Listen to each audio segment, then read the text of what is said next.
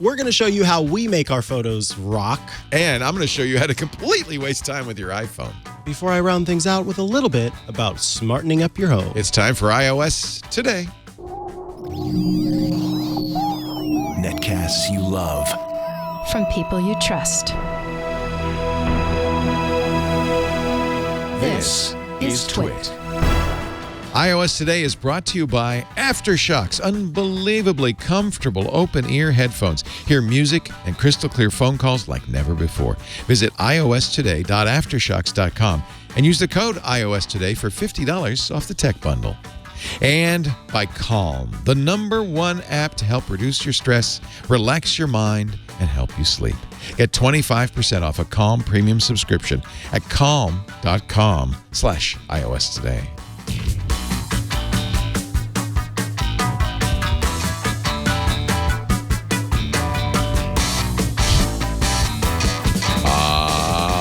iOS Today time. That's Mikah Sargent in the striped shirt. Oh, stripey. And that's Leo Laporte with no pocket square. No? Oh, am I bad? No, you're cash. Cash. It's good. We're you good. got to bring your seam ripper with you because this Oh, one that's is right. sealed up. Yeah. I could put a pocket square in, but I don't have any. I have a hanky. Remind me to bring my seam ripper when I get home. Well, we use iOS, so iPhone, iPad, even though it's called iPad OS now, it's, we consider it still iOS. The Apple Watch OS, TV OS, and soon, I see you charged up the CarPlay. We're going to have a nice CarPlay unit. We can show you some of that. I'm very excited. It's supposed to be coming today. I'll get the other parts tomorrow, so I should be able to build it. A good little project. Yeah. Maybe show that on Hot or something. Yeah. Today we're going to show you how we use our iPads for photography. I'm going on vacation on Monday. I won't be here next week. No, you are zooming away. Or for the rest of the year. You are cruising. Going on a long vacation. No, well, I am going to be gone for 3 episodes. So and this is always the case. I'm scheduling for 4. So. Really? Yeah. Okay, 4 is fine. A long time. It's a 25-day trip. And, of course, it's to amazing places. We're going to see Petra, Jordan, the city carved out of the cliffs. We're going to see the pyramids, the Valley of the Kings in Egypt. We're going to Jerusalem. So photography is going to be a big part of this trip. So we thought, and I do this before every big trip like this. I spend a lot of time thinking about what's my workflow going to be like this time, because it's always changing. And I think this time the iPad is going to be a critical part of the workflow. Now with iPad OS, the ability to plug in USB storage, this is finally going to be the way to work. So we're going to show you a little bit about kind of our different methods of photography and post-processing. Using the iPad. Why don't you kick things off? No, I was hoping you would. I'll start. All right. Yeah, so because for me, I just hit a few buttons and do a couple things. I don't hit a few. I wish it were that easy. Leo has a more involved process, and so I actually see the reason why I brought this topic to the table selfishly is so I could learn a little bit about what Leo does. So one thing that is the case is that when I shoot in a mode called RAW. Most cameras, certainly your phone, will store the image as a JPEG. In the case of the iPhone, it's this new high-efficiency image codec, or HEIC, or HEIF, or whatever they call it. Yeah, HEIC or HEIF, one of them. So that's a format natively handled by the iPad, and it's a great format. But cameras like this is my Sony A7. Cameras like this, and people who take photos seriously often shoot in RAW mode, which means we don't want the camera to process. A JPEG is highly processed by whatever device is taking that picture. I want the image right off the sensor, completely, or as less processed as possible. And then I'm going to take that image and I'm going to put it on the iPad. And this is one initial challenge with the iPad. RAW images. Now, it will handle RAW images, but it prefers JPEGs. And even if you import a RAW image, in order for the camera to display the image on this little LCD, it's making a JPEG version that it stores in the RAW image. Really? Yeah. It's a thumbnail, so it's not perfect, but at least it's something. And the iPad will defer to that. So what you're looking at, even if you import RAWs, and photos will say, oh, that's RAW. It even says RAW on it. But what you're looking at is a rendering initially from the camera. eventually, I think Photos will turn it in, will do its own raw processing, so you'll get a better image. And when you modify the photo in a program that understands RAW, it will modify the raw image, and it will show you the raw image. Yeah, because the raw image is weird looking. It's black and white, and it's not what you would never. You can't look at a raw image. You always have to render it at some point. So the first thing I have to do is get the images in. Now this camera shoots RAW and JPEG. In fact, it has two separate memory cards. No way. Yeah.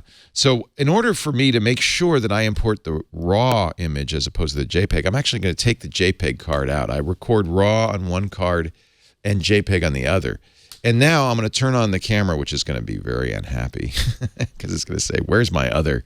Hey, where's my other? I'm missing half of my heart." Card." Yeah. And then I'm going to go to the menu and select Send to Smartphone function. Most cameras these days have Wi-Fi in them. Yes. And you can do this. So this is the easy way to do it in the field. I often do this on the iPhone. If I'm out and about, I'm going to send to smartphone. And then the question it asks is, do you want to select the images to send on this device or select it on the smartphone? And I always want to select it on the smartphone. So the very first thing it'll do is it'll turn on its Wi-Fi and give me a QR code. Okay. Now, in order for this to work, you have to have the software that comes with the camera. So Sony has its own imaging editor, Panasonic, Nikon, Canon, all the companies have their own iOS app. In this case, I'm going to use Sony's app. And it's going to say, connect with the camera? Yeah.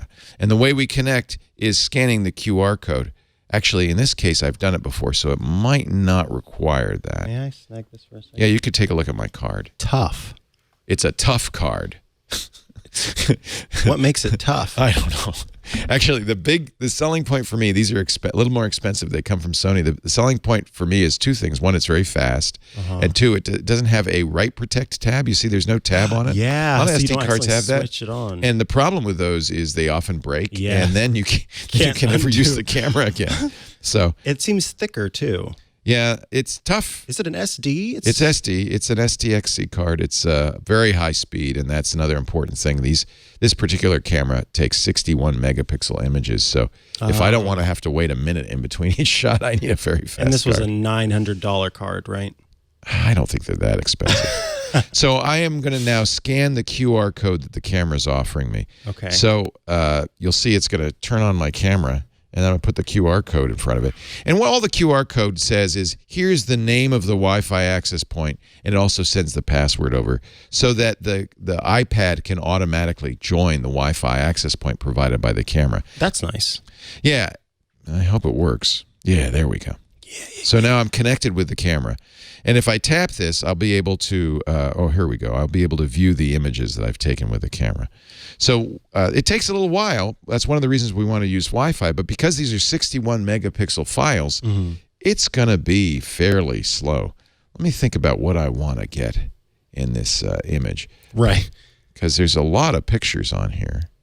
And you can see how slow it is.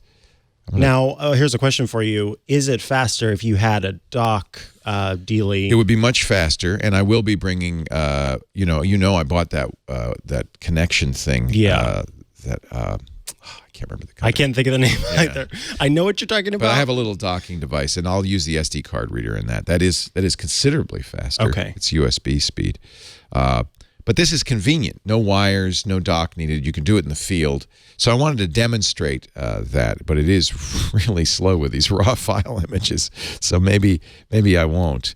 Yeah. I might have brought my... And by the way, notice, and this is a warning you'll get, it's trying to connect to the internet. I don't want it to connect to the internet. I'm gonna at this point, I'm connected to the camera, which has no internet access. So iOS will kind of complain about that. Here we go. We're finally getting some images.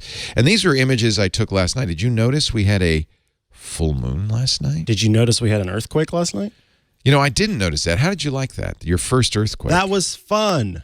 I know I'm not supposed to find that fun, but it's fun because it was a little one. Yeah. Nothing fell over. In California as a kid, Mom said there were a couple earthquakes that we felt, but I don't remember those. And so I've always wanted to be a part of earthquake Twitter. So I finally got to be a part of earthquake Twitter. Yay.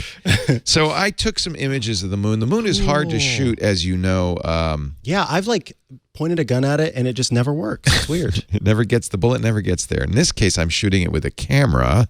Oh, I see. And what you have to do is remember that the moon is incredibly bright, and consider that when you're taking the image.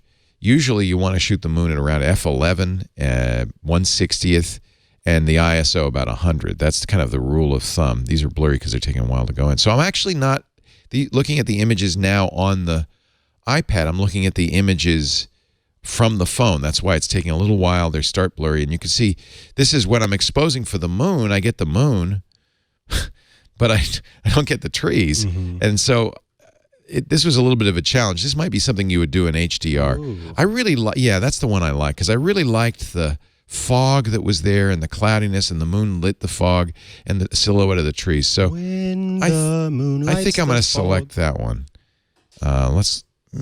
Yeah, I think that's the. Oh, let's select that one. Like a cute little. Did you see how overexposed the moon is? Maybe I can fix that a little bit because it's raw in editing. Yeah, it's raw.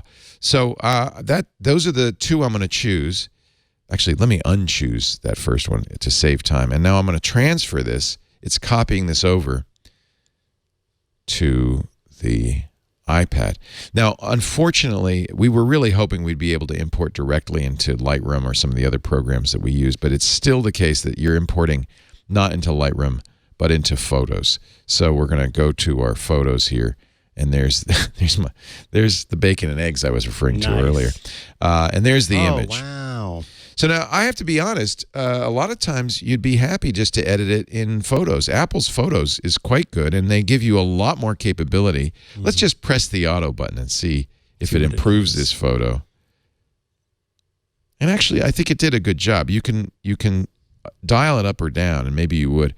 The problem, you see the problem. Once we get the clouds and the trees properly exposed, the moon is just an unknown bright source of light. If we turn it down, you can see the moon a little bit better. Ooh. So there's an aesthetic judgment that you might want to use. Yeah, it's kind of good for Halloween, huh? Kind of a good image. So that's an example, and you can play with other features in this as well. They have filters, so I can choose different filters. And in fact, adding a sepia, this is the vivid warm filter, that might actually make it a little bit more now of it's an suddenly interesting. Jason is coming for you. Yeah. And I don't you see how using the original photo, you can actually do quite a bit just really in iPhoto. I mean, or Photos as they call it. I like the warm one, don't you? I really like the warm one. It's spooky though. We'll go back to the exposure dials, maybe play with that now a little bit.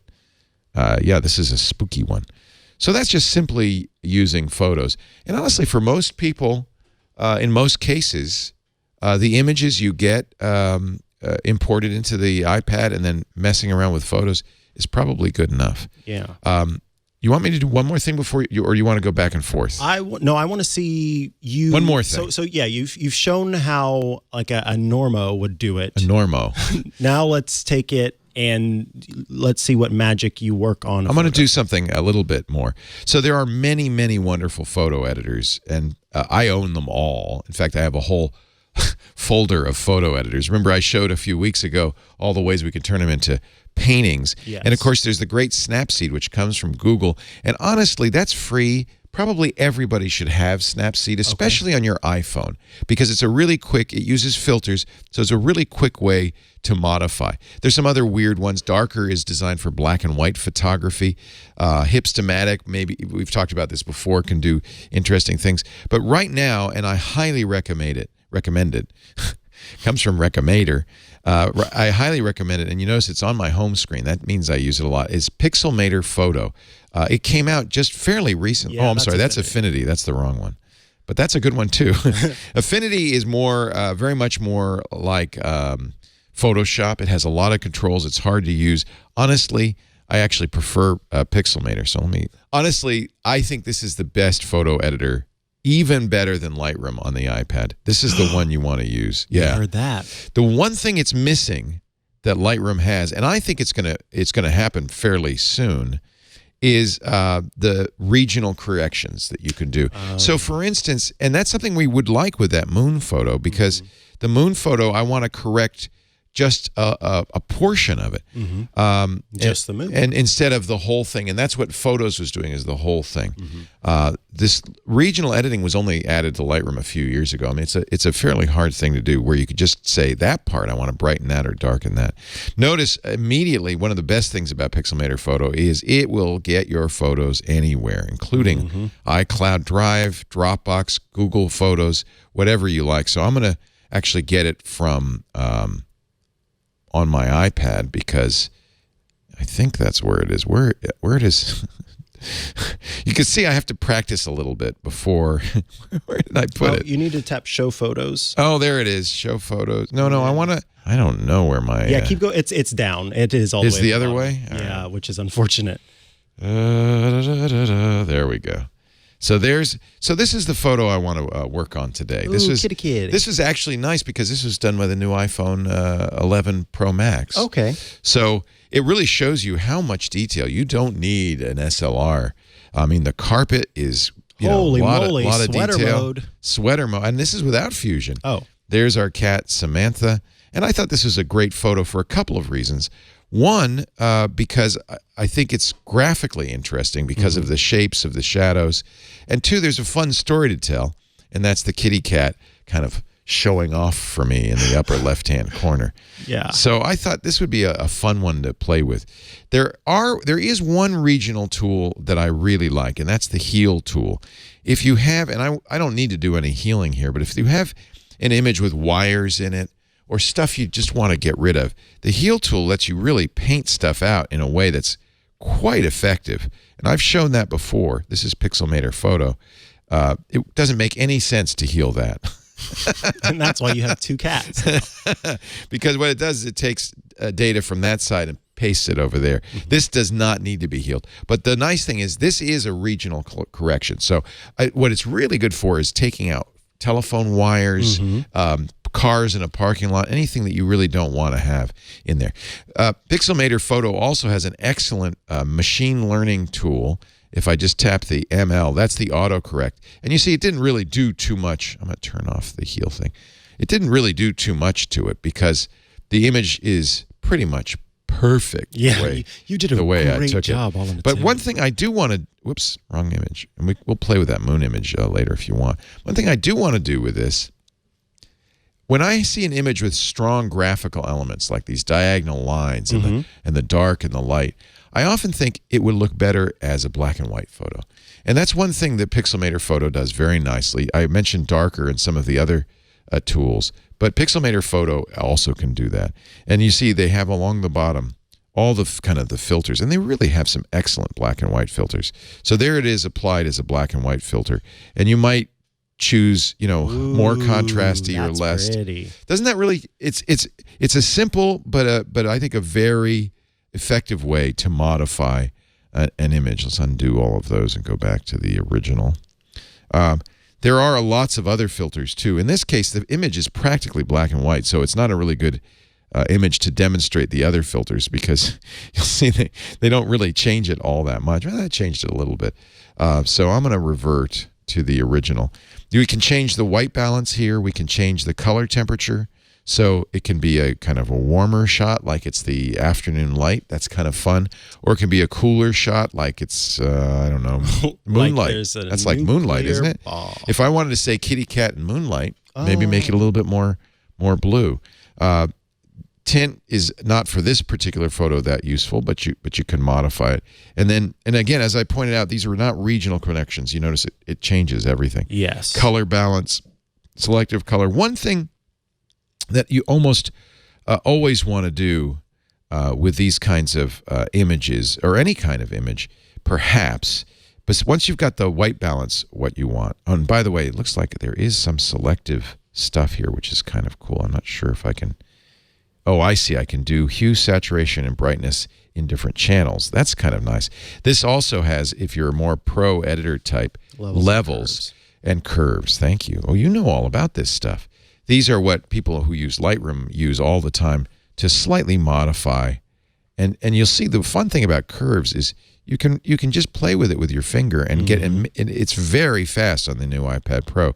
So let's say I wanted to bring up this corner here where it's in the darkness. This is clearly black, but I could bring it up a little bit and get more texture there. This is why you might want regional correction, because you see it also brings the cat up and maybe makes the cat too bright. So there's things you can play with. I can turn on black and white, and I can play with the channels. The contrast is stored primarily in the red channel. So Oh, that's interesting. yeah, you can play with individual channels to get individual effects. That's a special little tip. Yes. That, write that down. Yeah, write that down. There will be There's a quiz channel later. mixer. The other one you might want to play with is the sharpening to increase the intensity. A lot of times people slightly improve sharpening. They'll change clarity in Lightroom because it makes a photo pop without obviously changing it. And so it's a nice thing to be able to play with. It's a subtle change, but it can make a difference. Sometimes you want to turn on some grain too. If I wanted to pretend I love this was a little black grain. and white film photo, I could actually turn up the grain quite a bit. And of course with Pixelmator you can zoom in so you can see exactly what the change is that you're getting. You really see the grain. You don't see it on the carpet because it's grainy to begin with, but you really see the grain.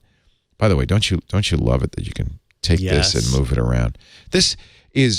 It was $5 when it was first released. It's still very inexpensive. This is such a well thought out program.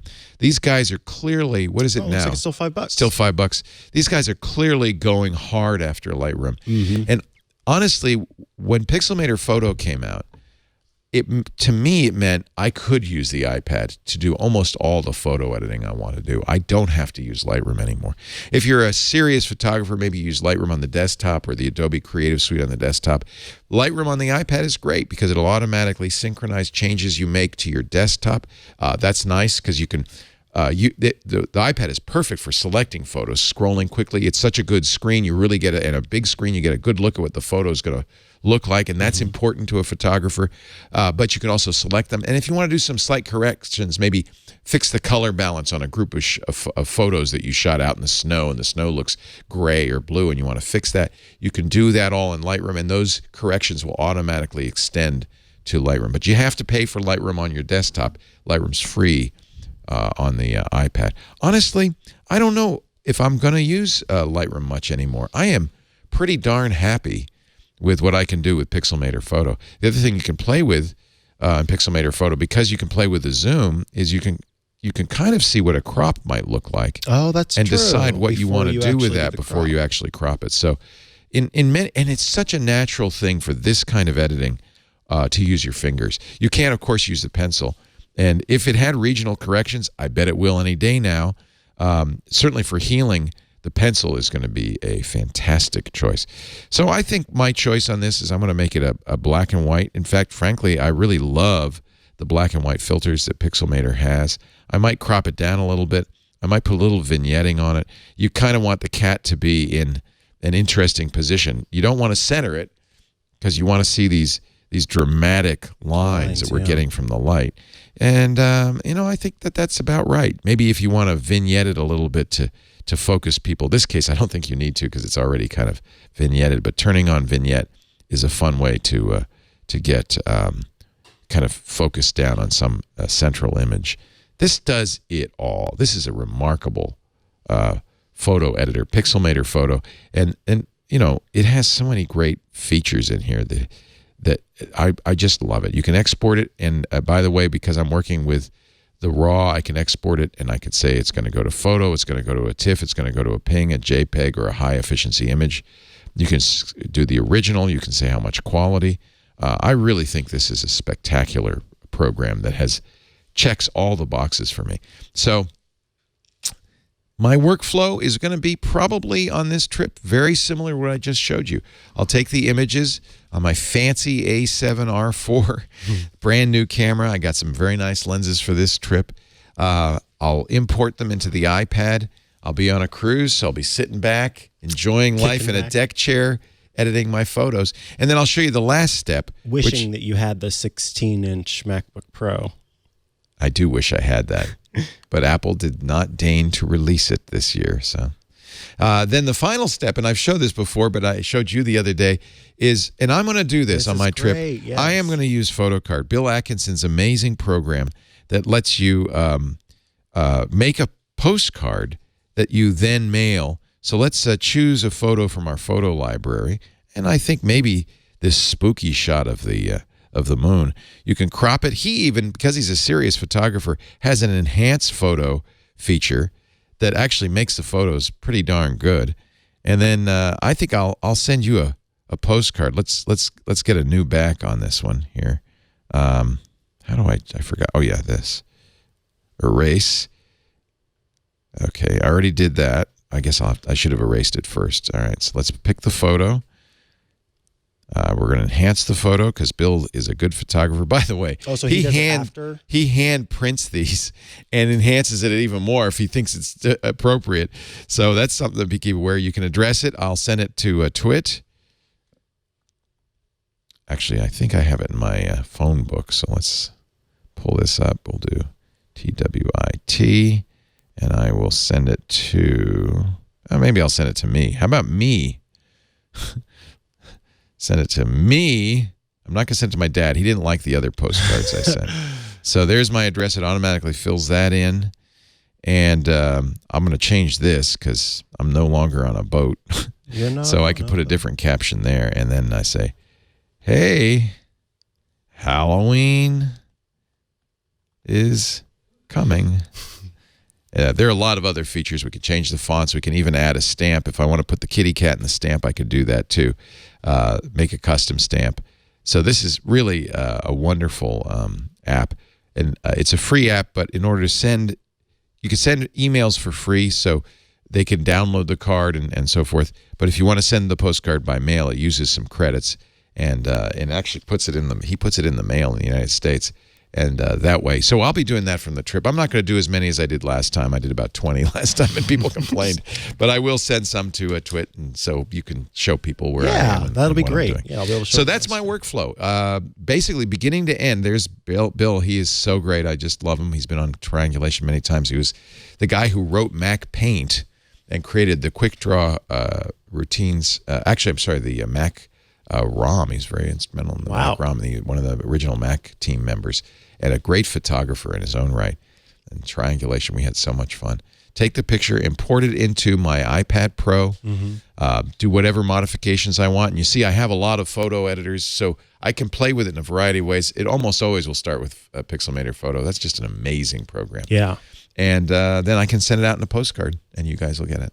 Awesome. Now, what do you do, Mikah? Yeah, so you're going to see some repeats here because I don't know. So I have known how to use Photoshop as a full application, mostly for graphic design work. You're really good at photo Photoshop. editing. I was very impressed with your skills with a Z. And yeah, with the Z at the end. But I'm not. So while I understand things like curves and levels and how they work, I don't have the eye for figuring out, like, how can I take this photo that I have and make it good? And by the way, there's a fantastic show right here on this network called Hands-On Photography. That's the pro. Ant is the guy, Ant Pruitt. Ant Pruitt will take your photos and will show you how to make them better. That's why I didn't do so much, because this is really Ant's bailiwick. He's so good at this. Yeah. So I'm excited about that. I'm going to have to send him at least one photo to see what he does with it. But for me, it's like, I don't know what I'm supposed to do. I don't know what the good, white balance is. I'm kind of like that too, because I'm frozen creatively. It's like, I don't know what's good. Yeah. I let Lisa choose. So for me, I want tools that will do it automatically. Do that for me. And in this case, that is, if I have really nice photos. So I took some photos recently when I was visiting Coit Tower in San Francisco. Yeah. And so I actually do use Pixelmator Photo as well. Look at that. This is one photo that I took of this. It's a tree outside of Coit Tower. And I love, the little details. And I do have.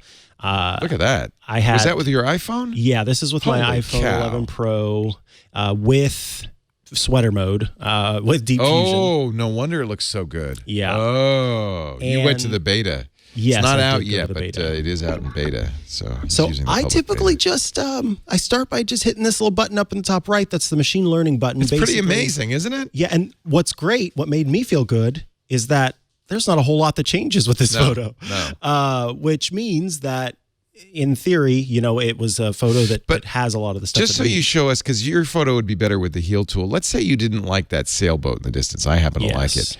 But let's say you didn't like those. If you tap the heal tool, which is just that little Band-Aid there, you could draw over those and they'd literally disappear. There's the water. Now, I think this makes this the most useful photo editor of all time, because so many pictures I have wires in them. Electrical wires are everywhere.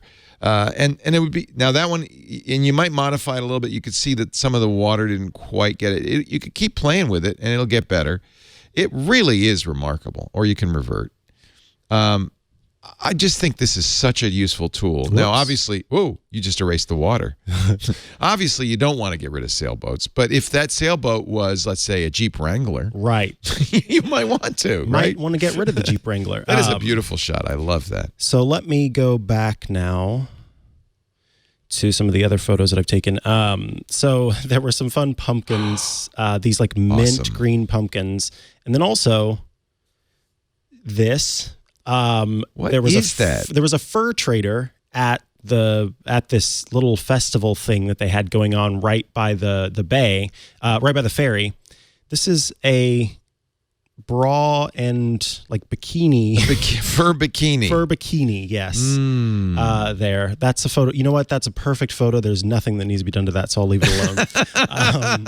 Okay, but let me come down to. I took some. I love the mural pictures you took. Those are great. Oh my God, aren't they fantastic? So first of all, look at the detail again of the paint strokes here. Love that. And you were lucky because you saw those only because the elevator wasn't working. So this one actually was out in the hallway. Oh, okay. Everybody can see this, but I was able to, everyone can see this, but yes, I was able to go through the stairs, which for 5 years have been closed due to the fact that people were sort of rubbing their hands on things. They're restoring them. Yeah. So here's one of my favorite photos that I took. This is at the top of Coit Tower. And right in the middle of the tower, at the top, there's a little drain grate. And so I took my phone and I put it down on the drain grate and then hit turned on the timer button, tapped the photo, put the phone down, and then I was able to capture this shot of the top of Coit Tower. So I'm going to tap on edit in the top right. And then again, I'll tap machine learning and see what it does. And that blue, I mean, you can make that blue pop if you wanted to. You know? So let's go into here and actually make some adjustments. So see, it even has dropped the hue, but we'll make some adjustments to the saturation to sort of. A lot of times it is a perfect combination to do the machine learning and then tweak it a little bit. That's what I like to do personally. Yeah. Well, no, they did a I pretty kind of like You like it a little little bit less exposed, maybe, yeah. See, I like, for some reason, my photos, I always like them a little darker. I like my photos cooler. I usually will adjust white balance from whatever the camera has chosen to make them a little bit cooler. I don't know why I do that. But see, that's fine, and that's kind of the point, is there is no perfect right image. It's taste. It's what you like, and so you can make them look more like what you like. Look at all these settings. This is such a great program. $5. I don't, that and Snapseed, and I think you're pretty much done. Although, as I mentioned, there are lots of other little, kind of almost gimmicky photo editors. Yes. So, in fact, I want to talk. I talked to, and here's one of. I'm really proud of these photos. This is why I posted them. This is one that I've already edited. Look at that. But this is one of the best. They say, arguably, the best 360-degree view is from the top of Coit Tower. And you went all the way up there by hand. Oh, yeah, we had to walk those foot steps all the way up. So I want to talk about what I like to do for photos on the regular now. And this was my app cap a while back, but I'm going to talk about it again in case people didn't see this. It's a new app that I found, and it's called Really Nice Images. RNI is actually how it's done. or what it's called, RNI Films. Oh. And as I mentioned, this is one that they've taken lens profiles for a bunch of different old photo like film cameras, and when I said lens profiles, I meant film profiles. And so I can load up a photo here. Let me go into, where was that? So I'll pull up one of these photos. Oh, I'll do the tree one as an example. And while it's fine on its own, the different film profiles Look that at are here. Vintage, negative, slide, instant. And as I do this, Oh, look at that. The adjustments that get made The to memories. I shot it on my Instamatic. And then there are also options for, your normal options for brightness and clarity and things. But what I like to do is add a little bit of grain because I don't know. I like grain too. And then it looks like film. Yeah. And then sometimes I'll add a little bit of dust. Oh, wow. To the photo. You're just messing it up. Yeah, exactly. Mess it up, make it doity. And then I'm going to take that. What I want to do is send it to my iPad so that, I didn't export.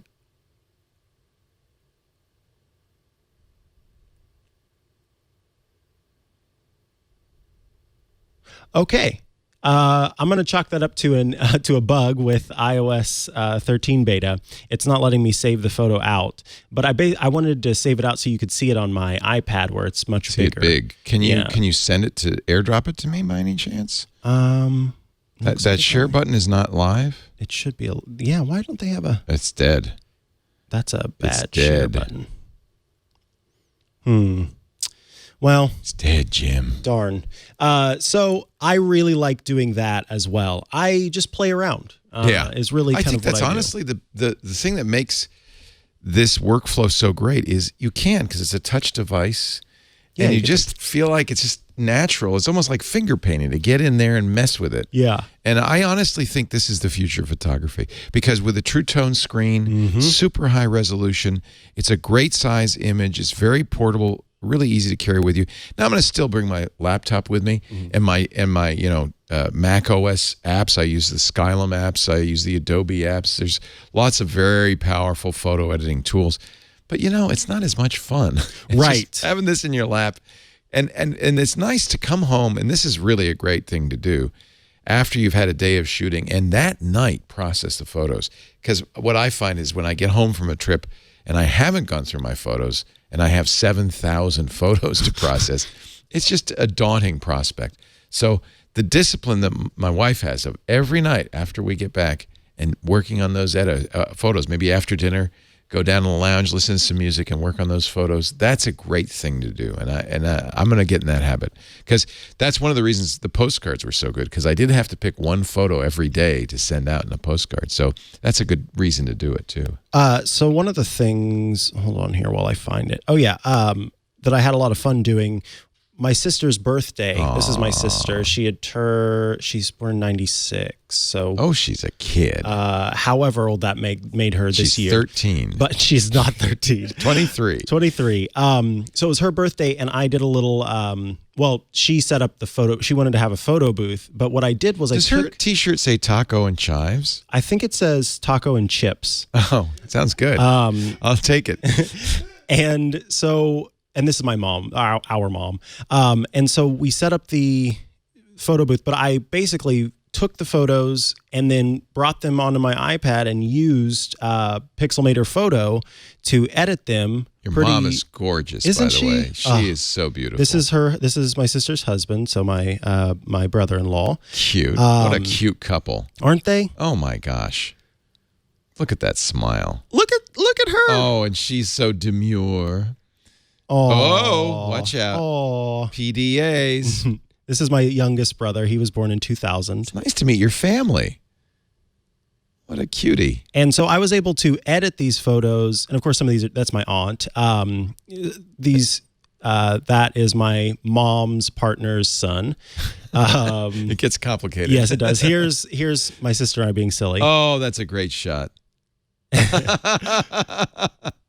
Anyway, so to edit these photos and then be able to immediately turn the iPad around and show them It's great. to everyone. That's really another nice. good point, isn't it? Yeah.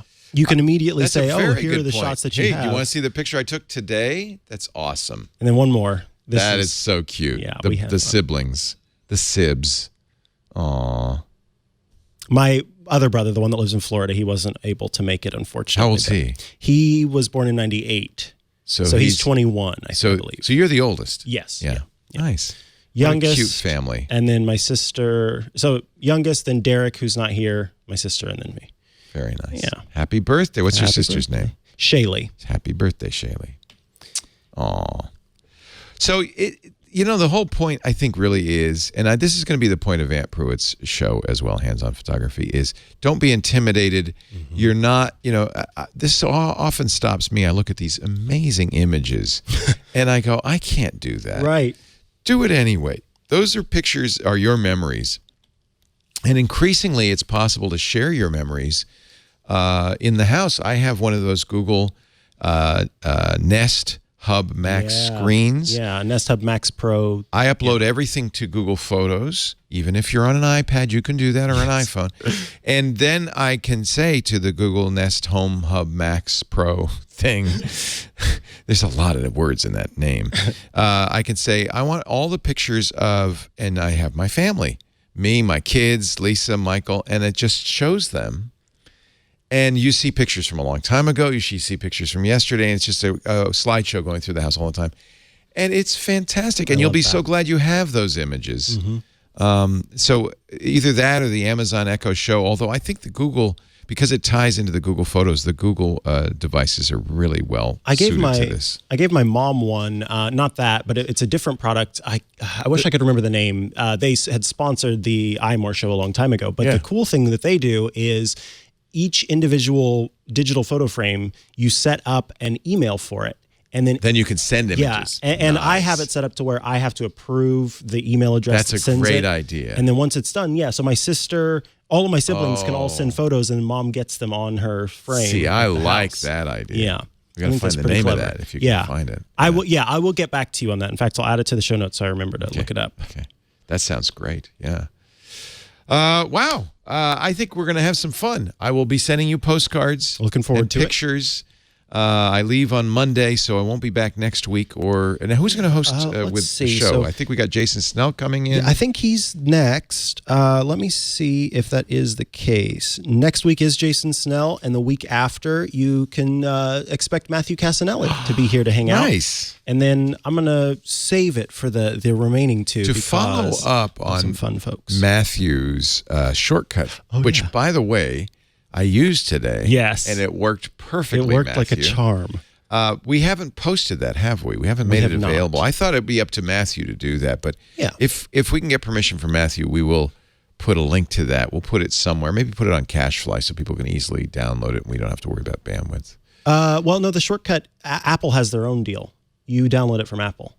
Okay. And he doesn't pay extra for it or anything like that? No, you tap a link and it shows up as this thing. It's an iCloud thing. Yeah, okay. iCloud thing. Yep. So stay tuned. We'll have a link for you. We'll put that in the show notes, and then we'll mention it next week as well. Our show today, this is another thing I'm going to be bringing on the trip. I can't leave my aftershocks behind. Love them. One of the things they do on these tours is that, we often I'll end up going on a tour with a guide who will have a speaker, and they give you really painful headphones. I can't wait to bring these out and say, I'll be using these today, these aftershocks. I wear them all day, and I often, not because I'm listening to music all day necessarily, but because I forget. They're so light, they're so comfortable. The new aftershocks, the Aeropex, are waterproof, which is great.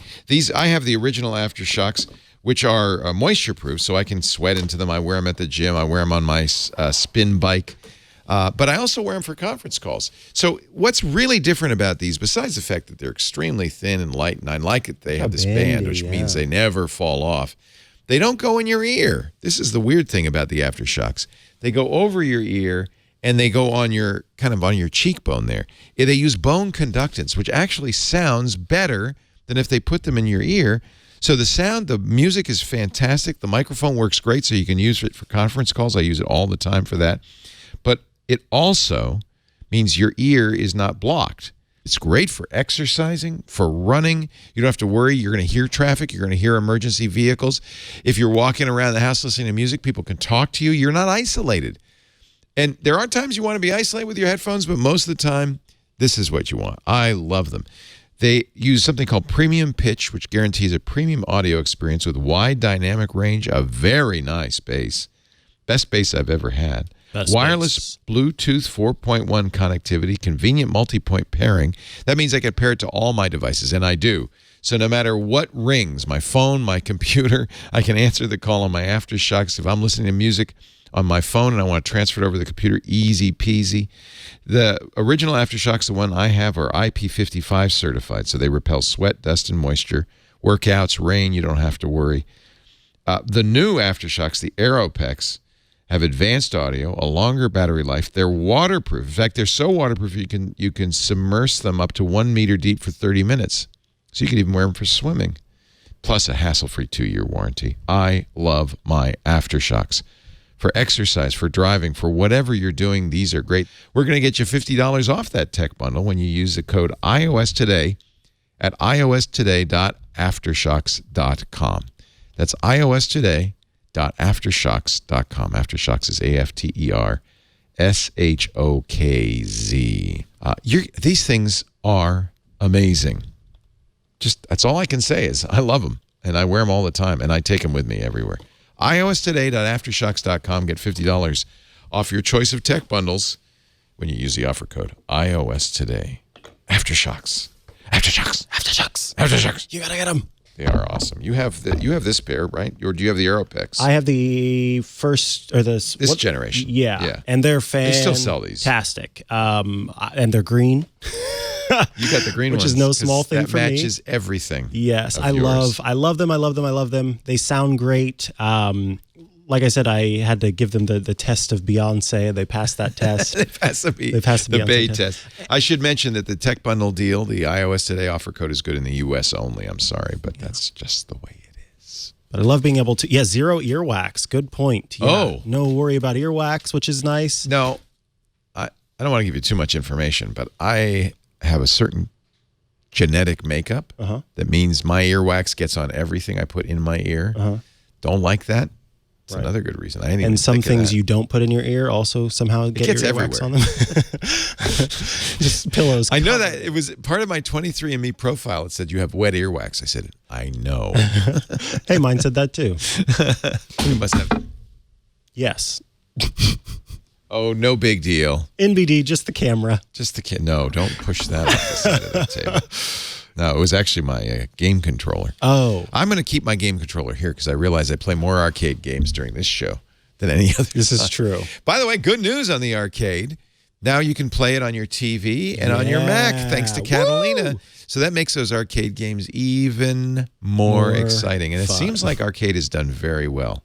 I think so, I'm hearing very good things about it. Lots of people excited about playing all the different ones. Now, something that I have not had the opportunity to test because I'm a fool who is always on betas is whether a non-beta version of iOS lets you stream your screen, because there are certain apps that let you broadcast to like Twitch and other platforms. So can you stream the arcade? That's what I'm wondering, because when I tried it on a beta, it would only show up a black screen when I was playing. And I was thinking that was because I'm running a beta, and those are typically behind like the lightest form of NDA that Apple offers. If you have an Apple TV already on that TV in order to stream to it, you might as well just use the arcade on the Apple TV, right? Yeah.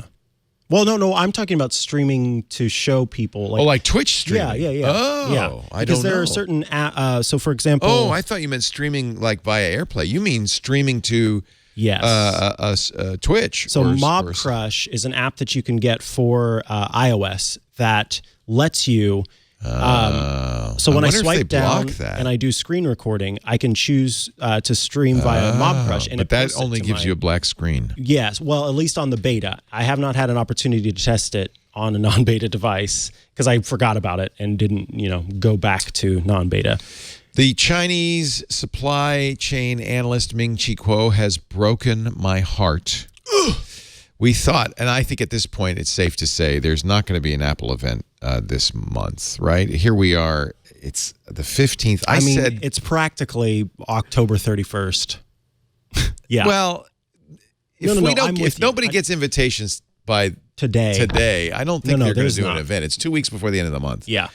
So no 2016 MacBook Pro. And in fact, 16-inch 2019 MacBook Pro. In fact, Ming Chi Kuo says, no, it's going to be in the spring now. Same with new iPads, spring now. But one thing I'm okay with iPads waiting. Is making a lot of people happy is a new iPhone SE.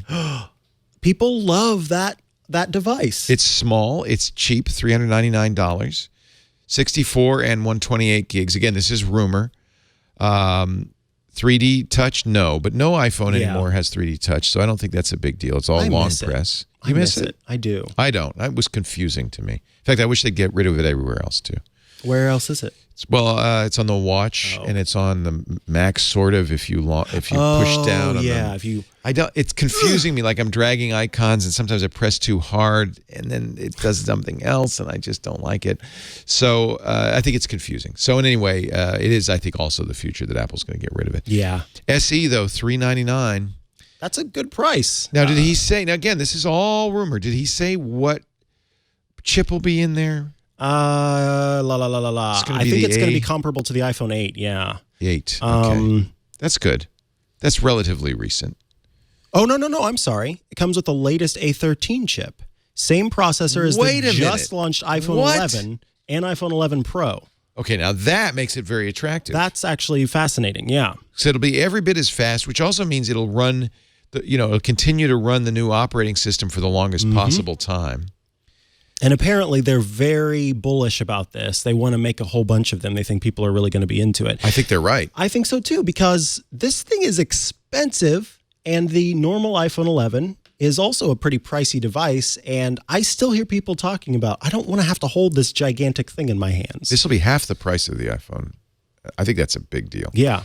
So, and a lot of people want smaller. So the SE is not gone. The SE2 is coming, according to Ming Chi Kuo, next spring. Will you get one? No. Just to test it? No. Good. I don't need to test it. I know what it is. Yeah. It's small. It's small. That's what it is. I look at people who are using those and I go, you poor, poor person. So sorry you have such a small phone. I like big phones. I cannot lie. Thank you. I'm glad you finished that, or else I was going to. So other news, Apple TV, the Apple TV app, we'd heard it was going to be, going wide in order to support the November 1 launch of the Apple TV shows. And in fact, we're now seeing it on Roku. This is a big deal to me for multiple reasons. One, this is Apple putting its mouth where its money is. I say that because every financial call, they talk about services. And this is a clear and present example of that. They are absolutely all in on making sure that Apple TV Plus is available on different platforms, whether it is a smart television or a Roku box. And here's the thing. Roku is an incredibly popular set-top box. So it would have, I think, have been foolish for Apple not to have been present on this device. It's kind of stunning. Yeah. Here's a question, though. So, okay, so on an Apple TV, it'll have the new Apple TV shows, Apple TV Plus shows. Will it allow me to play movies and TVs I buy on iTunes on my Roku? Yeah. Yeah, so this is not just for Apple TV Plus. This is the Apple TV app.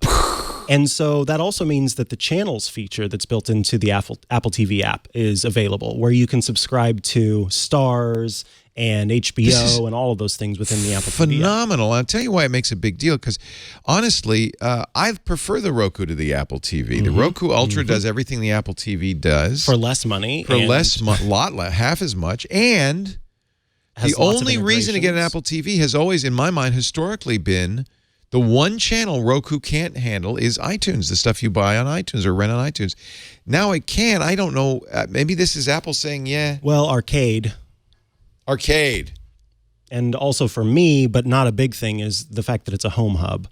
for HomeKit. That's not a huge thing for most people, but so I think there are 3 reasons. Apple That's Arcade, a good point. The fact that it serves as a home hub for your HomeKit household, and now the third thing is gone. Yeah, iTunes stuff. That was the big one. Yeah. And it was really, when people would ask me, and they often do, Roku or Apple TV, I'd say, well, I really like the Apple TV, and if you buy a lot of stuff on iTunes, you have to use Apple TV, but Roku has a far broader range of channels. There are literally thousands of channels you can put on your Roku.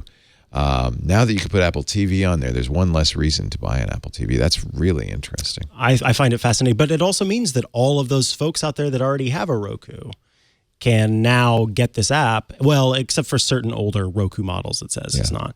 And you're going to want, if you have a 4K TV, you're going to get the Roku Ultra. Yes. Yeah. Well, I'll be gone when the new Apple TV shows come out. So I'm sure you will be reviewing those. I will watch every single November one. 1st. Watch them for me. I will get some popcorn. Everybody who buys a new Apple device gets a year free of Apple TV. So if you bought a new iPhone or a new Apple Watch or a new iPad or a new Macintosh, or even a new Apple TV for that matter, you'll get a year of their TV shows. That's enough for you to get some idea. Apple's announced they'll release 3 shows for each of the shows they release on November 1st. The first 3 episodes will be released, and then it'll be weekly after that. So Maybe I guess I'll do a riff tracks. That'd be fun. For one of the shows. Which one are you excited which about? Which show? Well, of course, I'm excited about any show that features my man, Steve Carell. My guy, because you're an Office dude. fanatic. So that's the new news show, the morning news show. Yeah, but this is, of course, it's going to be a little bit more serious. Carell, in fact, is kind of a villain in this. Yeah. So I think he likes doing that. He wants to be serious. Yeah. Why so serious? Jason Momoa's show C will also come out. A world where no one can see. Everybody is blind. And I think they're going to do the Moon, Man in the Moon. Oh, yeah, the Moony one. Show as well. For All Mankind. For All Mankind, yeah. And then Snoopy in Space. That's the one I'm most excited about because I love Woodstock. Are you really? No. Can you tell? I'm so excited about it. Amazing Stories, the Steven Spielberg serial, will not make the premiere of Apple TV. Apparently delayed, according to 9 to 5 Mac, due to creative differences. You know how Apple failed with their TV Plus program? How? They failed because Disney got Jeff Goldblum to do a show called I think it's called The World According to Jeff Goldblum. I'll watch that. I cannot wait. I have no reason to get Disney Plus. Except none. That. I don't need Disney movies. No. I don't have kids at home. I don't want to watch the Disney stuff. No. That's not for me. But Jeff Goldblum. And he's just he's basically doing like a mixture of those travel food shows and like other experiences. He's just going around and experiencing different things. I would pay. And it's just going to be him doing his thing. $6 a month for that, yeah. Adjusting his glasses. And don't you love Jeff Goldblum? Oh my I'm God. glad to know you love Jeff Goldblum as much as I do. He is who I want to be when I am an older man. Just like weird and happy with it. That's interesting because he's who I'd like to be if I were a younger man. So we kind of meet in the middle. Yeah. We'll both work on it. That's Jurassic Park. Jeff, you may not know this, was the voice of the original Here's to the Crazy Ones ad. I did know that. Yeah. What I thought you were going to say was he did. I thought you were going to say he did the voices for the dinosaur screams in Jurassic Park. Maybe many people don't know that, but he played Pterodactyl number 3 in Jurassic Park. Oh, Lord. So what other news is there? There must be some. So this is, I don't know, people that use Office on their iPads and iPhones. I want to show you OneNote in dark mode. Oh my God. Look at it. It's gorgeous. It's gorgeous. It's beautiful. It's dark. It's dark. If you like dark. And I think, if you're taking notes, let me create a new, How does OneNote work? OneNote is free, by the way. And I think a lot of people who are not in the Microsoft world think that OneNote is not for them. But it's honestly a phenomenal note-taking app. I guess I'm not signed in, but let me see here. It's so small. Why are those buttons so small? Well, are you meant that to is use a problem. Pencil? That is a problem. I agree. Yeah, it says I'm offline. Let me do a new page and see if I can. Yeah, there we go. Oh. So dark mode, if you're taking notes, this might be a more natural way to go. I really think it's a fantastic, and a lot of people who are using kind of the more common iOS note-taking apps really ought to look at OneNote. It's free.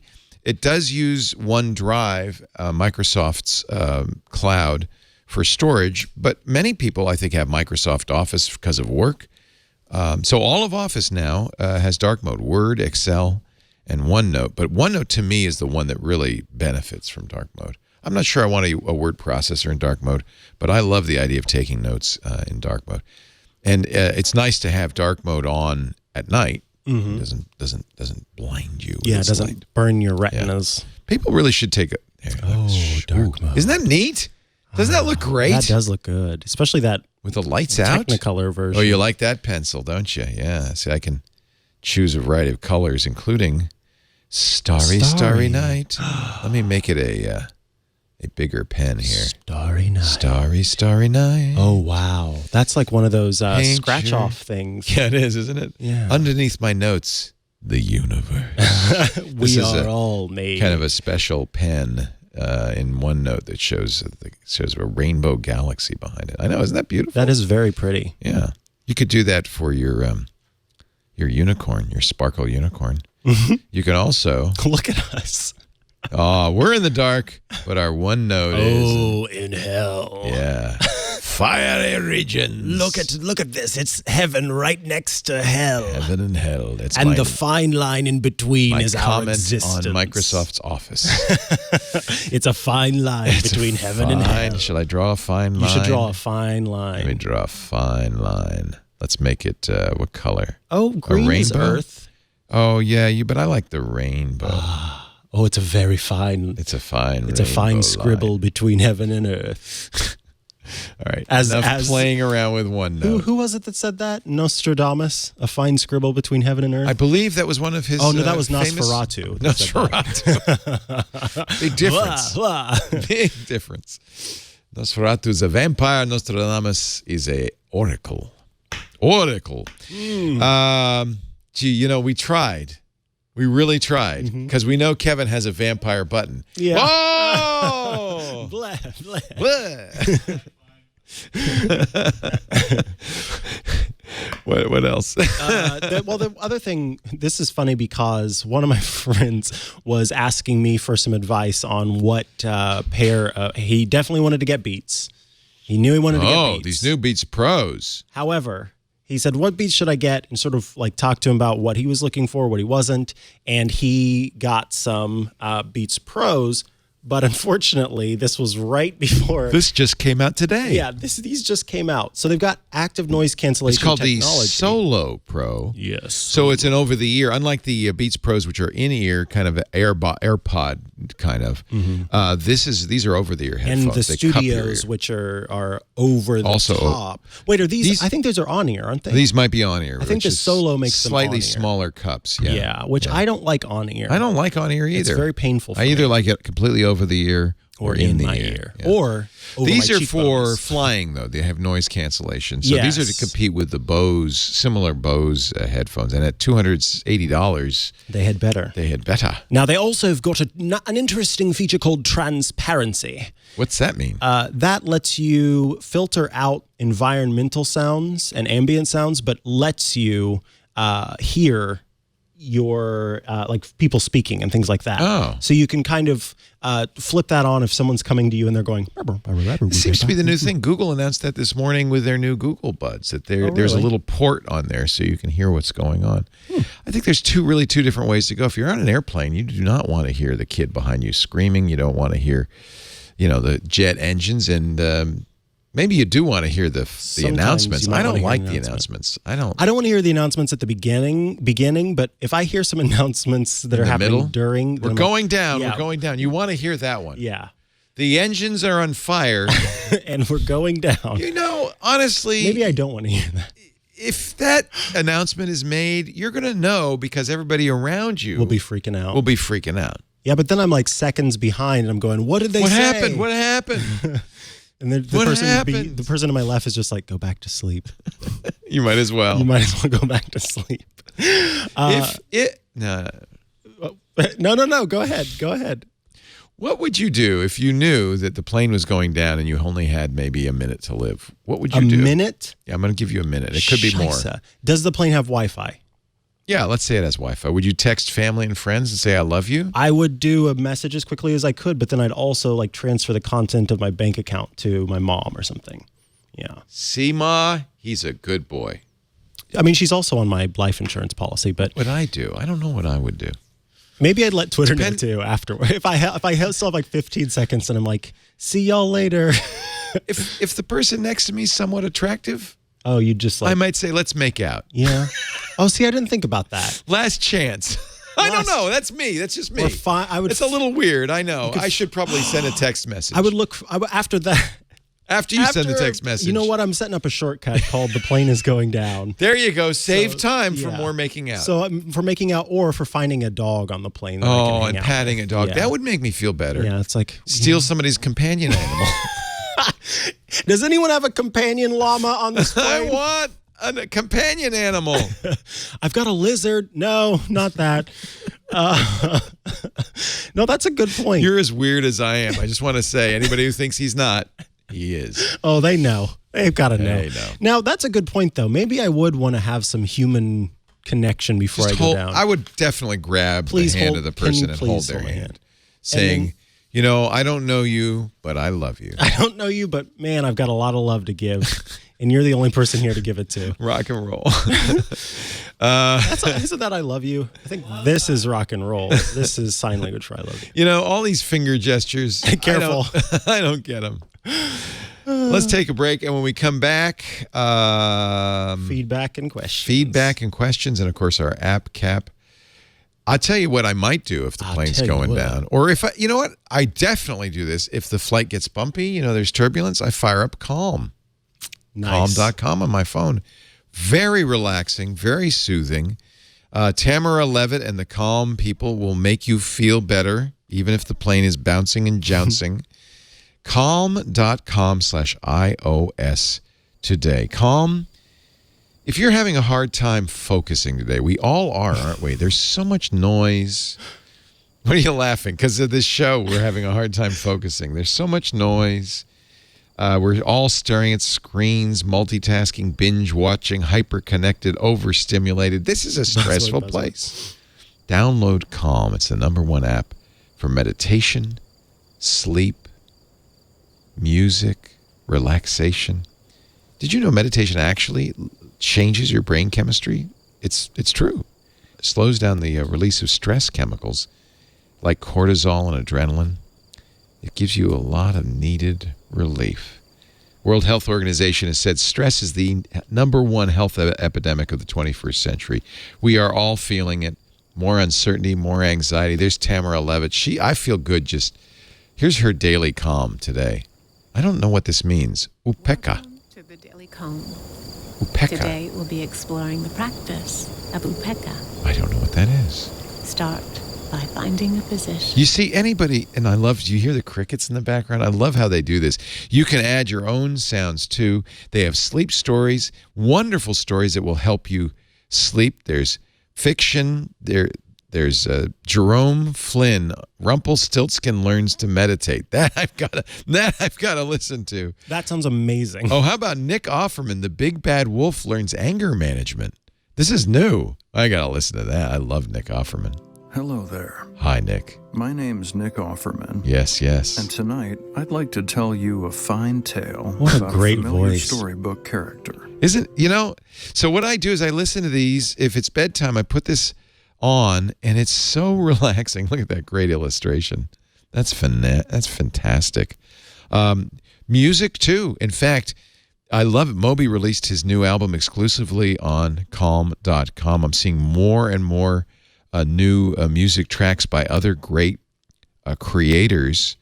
That's fantastic. Calm is just an amazing resource. There's so much in it. Right now, you can get 25% off a Calm Premium subscription. All you have to do is go to the website, calm.com/iOS today. Go to that special URL so they know you heard it here. That's calm.com/iOS today. 50 million people have downloaded Calm. including me. I love it. Calm.com/iOS today. Did you listen to the French Whisperer teacher teaching the theory of relativity? I don't remember. That's a good one. Didn't he do? No, Puts that was me right out. Yeah, exactly. I go unconscious fast.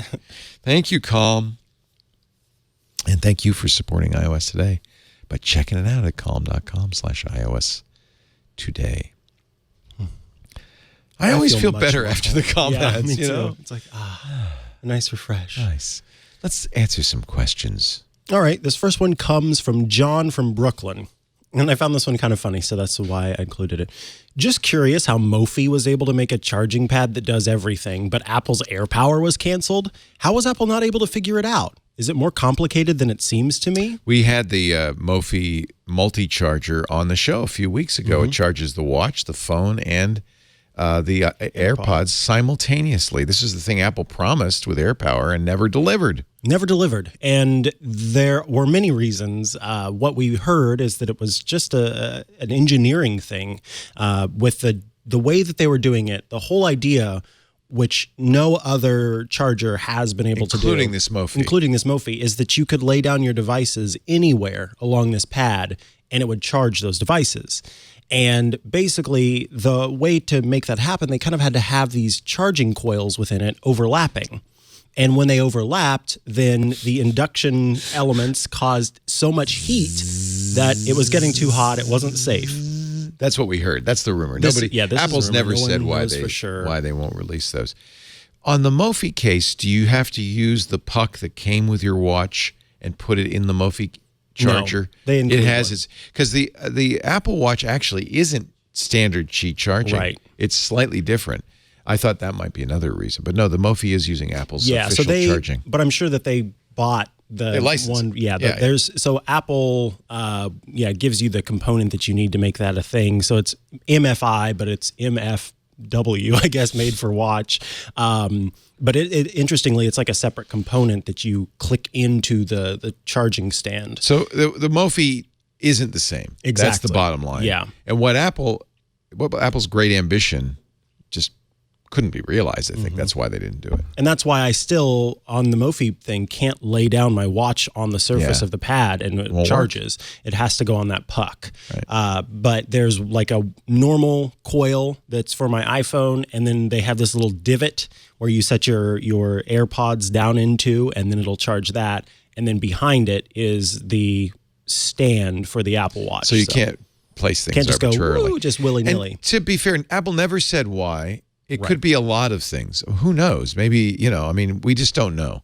Could be the power from the chargers was discoloring the plastic. We just don't know. Yeah. So whatever it was not up to the standards that they wanted. That's for the key. Having it out there. Apple won't release it if it isn't perfect. They really want it to be perfect. Yeah. Or try to at least. Yeah. Okay, so I found this a fascinating question, and I am curious to hear, Leo, your response. So this is Michael from somewhere, Indiana. When two-factor came on the scene, I immediately started using it, probably from the recommendation of the MacBreak Weekly panel. At the time, I set it up with my cell number. Over the last couple years, I hear over and over again that the cell number isn't the best idea. I do understand why, but I don't understand the alternatives and how they work. I've heard of Authy and mention of hardware devices, but any light you can shed on this and how they integrate with 1Password as their choice or LastPass would be greatly appreciated. So the idea of two-factor is great. I wish more people understood it, and I wish everybody used it. If there was just a survey by the Pew Internet survey that only 28% of people even knew what two-factor was. So we're doing our best to spread the word. I just wrote an article for the AARP magazine on two-factor. Nice. I think it's really important people understand it. More and more sites are offering two-factor. Your bank almost certainly does. Twitter, Google do. Facebook does. It secures your account better, because in addition to having a login and password for that account, you have another factor, another step to approve the account. Usually you only do that step the first time you use a device. Once you've had a device approved, your iPhone or your iPad, you won't need to use a second factor again. Although if you're doing two-factor on a public device, there's almost always a box that says, remember me or not. you wouldn't want to be remembered on a public device. You would only want to use the two-factor that one time. So here's the idea of two-factor. There are 3 ways to identify who you are. Something you know, something you have, or something you are. Something you know is your password, your login, your password.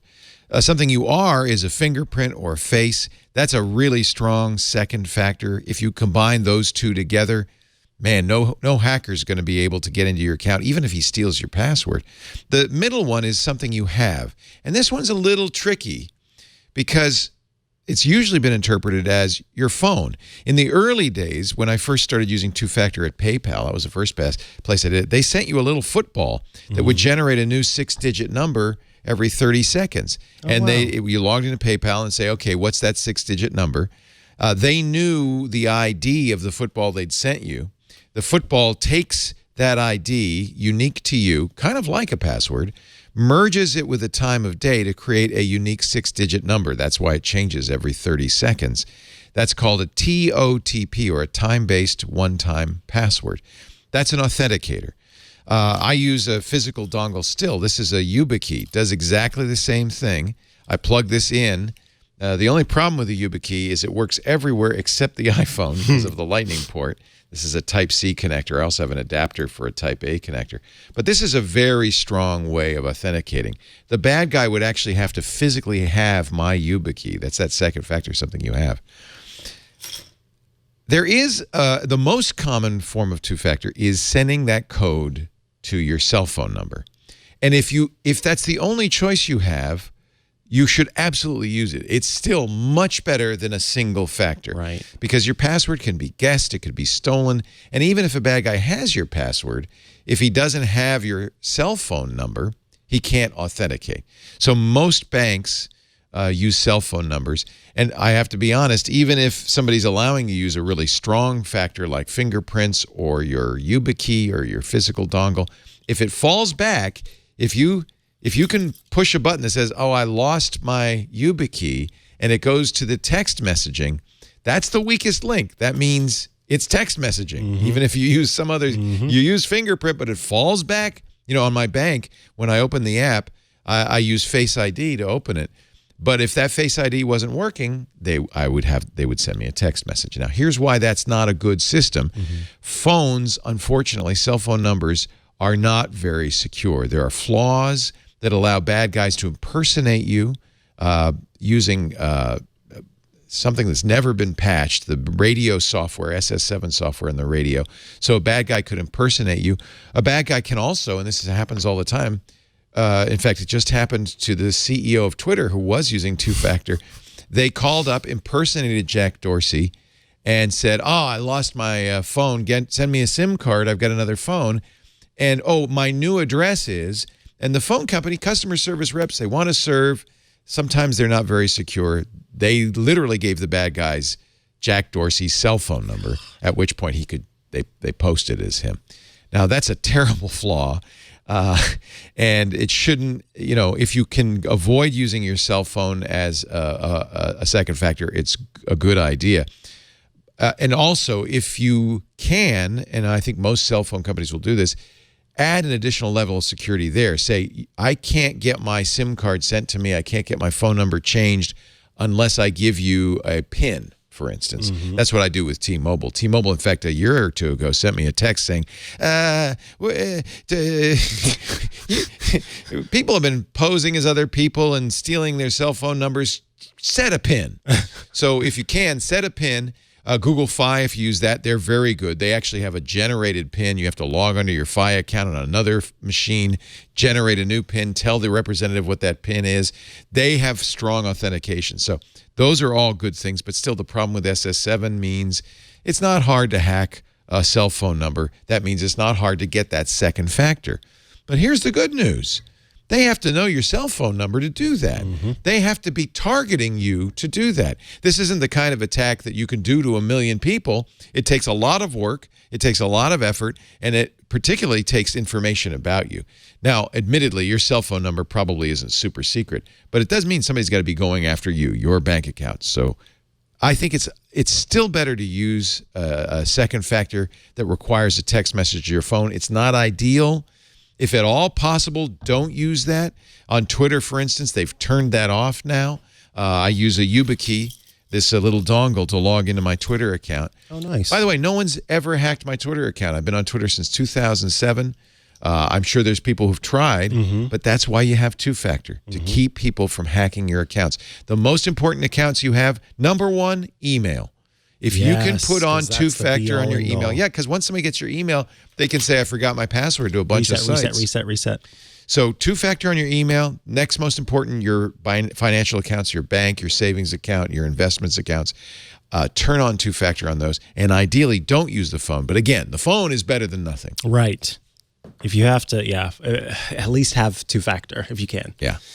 I am proud to say my grandma is a two-factor authentication user across her different accounts. And that's what you want. That's here's fantastic. the thing. She set it up herself. Wow. And I came to help her with something, and I was like, oh, yeah, we need to log in. We started to log in, and the two-factor authentication popped up, and she did the thing, and I'm like, you set that up? That's awesome.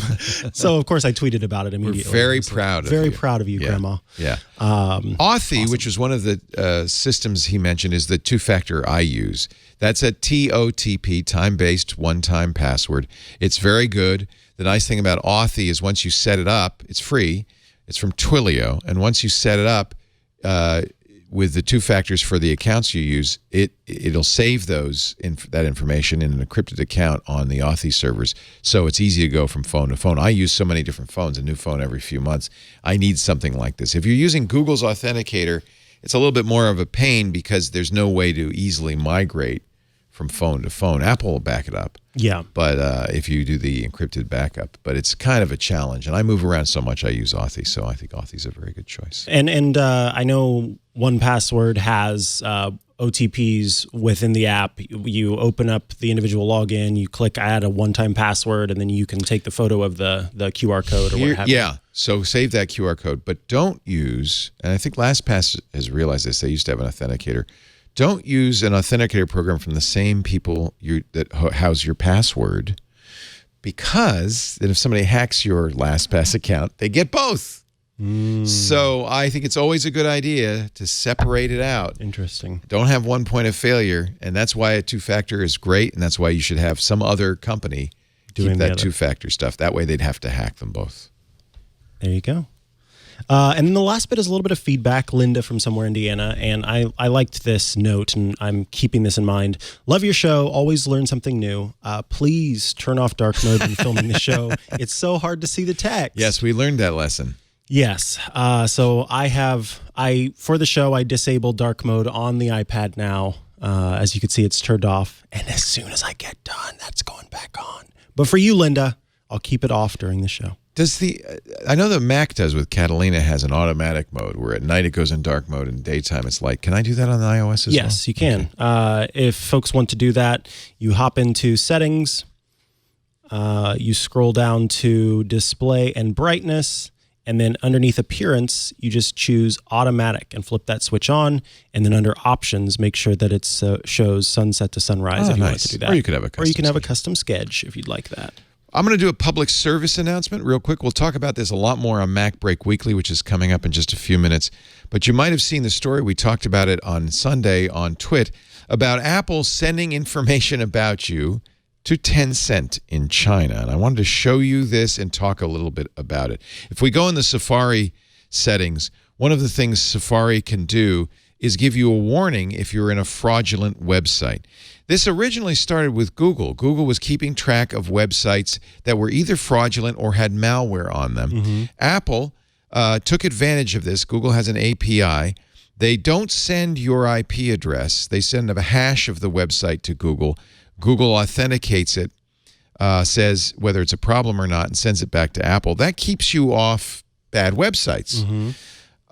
Just in iOS 12, Apple added Tencent, which is a Chinese company, to the companies they're sending, and you can read this in the privacy statement, to the companies they're sending this information to. Safari may send information calculated from the website address to Google Safe Browsing and Tencent Safe Browsing in mainland China. This was a real cause for concern when people figured this out. And frankly, a lot of people recommended turning off the fraudulent website warning. Apple has responded to that, and Renee Ritchie wrote an article on iMore. They said, no, I wish they had been more clear about this. It doesn't say this in the privacy statement, but Apple said, oh, we only sent it to Tencent for people whose region's setting is in China. Oh. They don't say that They in should here. say that. They don't, and what we don't know is if Tencent does the same anonymization, they call it K-anonymization, that Google does. It's not a perfect anonymization technology. Some information about you may be leaked. And honestly, that the last thing I would want is my IP address and every site I visited sent to anybody. Anyone. Right. Google or China. Right. So the question is, does this fraudulent website warning do anything at all? Yeah, I've never seen it work. I have. You probably have. Sometimes you'll surf to a site and it won't let you in. It'll say this site has malware on it. Your grandma might see it more. Maybe she's more likely to be Going bit. to, yeah. I am really torn on this. I actually recommend, if you're a sophisticated user, somebody watching this show, turn it off until we get more clarity about what kind of information is leaked. We do know the Google API does anonymization. Apple in its statement says that Tencent does as well. They also said, if you're not in China, don't worry, we're not sending it to Tencent.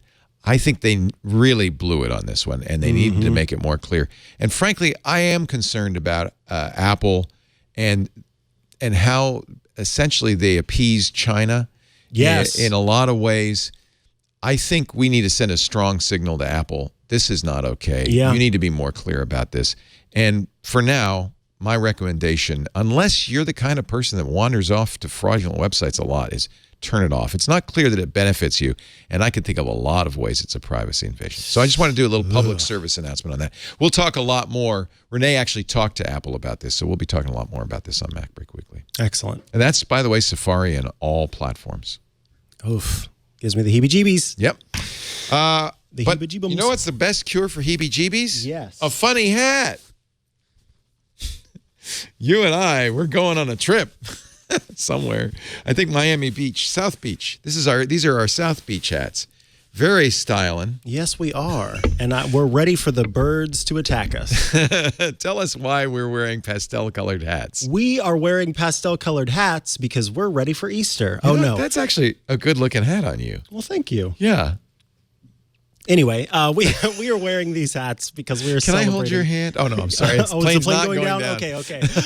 Just the show. Just the show is going down. Because it is time for our app caps of the week. That is where we celebrate awesome apps. Wait, what do you mean I'm wearing it wrong?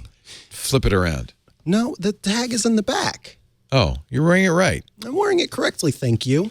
Stupid audience. Ant. It's Ant telling me I'm wearing it Ant says wrong. you're wearing it wrong. You're wrong. Well, I'm if wearing Ant says wrong. it, I believe it. I know. That's why I even paid attention. Am I wearing it wrong now, Ant?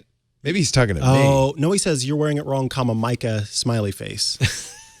Oh, he wants me to tilt it forward. Oh, yeah. You're not showing enough tude. Oh, I see. Wait, should I wear it like this? I think no. I think a little. I think I liked how jaunty you were. Oh, a You jaunty. looked like Fred Astaire in that. Oh, Fred Astaire and Ginger Rogers. Yeah. I look like Ginger Rogers, so You it's do. perfect. What's your app Oh cap, my Micah? God, what is my app cap? I'm very self-conscious. No, God. don't be. Anyway, so my app cap is a little app that costs way too much money. I don't think it was always $15, but it is Ooh. $15 now. It better be good. It better be good. It's called Home Plus. So this app came out before Apple ever released an app called Home for iOS that lets you do HomeKit stuff, HomeKit automation. Now, you're the IoT guy. Your new show, Smart Tech Today with Matthew Castanelli, is all about the Internet of Things and smart stuff. So I'm going to trust you if you say this is better than Apple's app. So hands down, it is better than Apple's app. The customizations that are available for the different accessories that you use, the automations that exist that involve not only just triggers, but also within triggers, you can have things set up to where, only between this time and this time, or after this thing happens, do this or don't do this. The if if, but, and ors options are really nice whenever it comes to the automation functionality within this app. So you could say, turn my lights bright red unless it's sunset, after sunset, or you can do things like that. Absolutely. Conditionals. Okay. Yeah, conditional statements. Yeah, perfect. And then also you can see here the way that things are set up. Like this is set up for a guru. Absolutely. It shows you the different options that are available within the app, the options for an individual accessory. But on top of that, and this is a case where there aren't many more options, but there are some things that your HomeKit enabled accessories might be able to do that aren't supported by Apple. And within this app, you can make adjustments and changes to that. And for things where there aren't currently options, you can actually go through and send it off to the developer of Home Plus, and then eventually they will add it. This is a common situation where Apple does an app, they Sherlock an app, and does like 50% or 60% of the app. But those Sherlocked apps, like Duet, for instance, often can do more.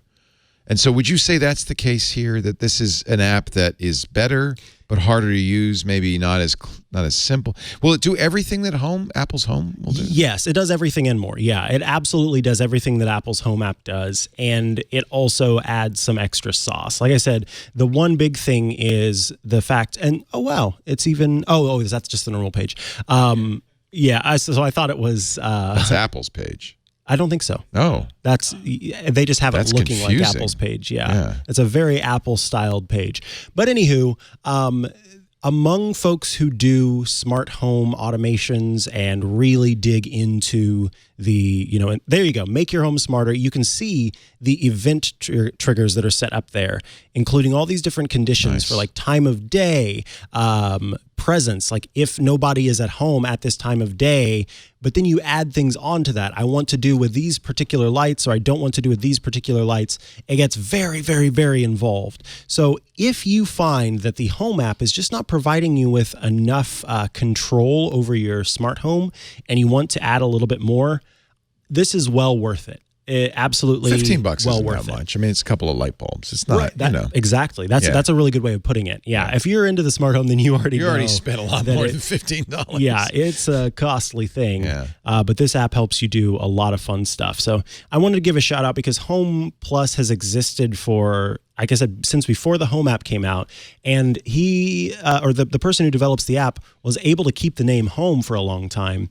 And it was only recently that it was changed to Home Plus. So I found that kind of interesting, is that finally they had at least Apple let them keep Home. Exactly. They could have said, no, you got to call it something else. Yeah. Home Plus, is it the plus sign or PLUS? It's a plus sign. Plus sign. Yeah. And it does work on the Apple Watch, which is pretty neat. Yeah, including pretty seeing nifty.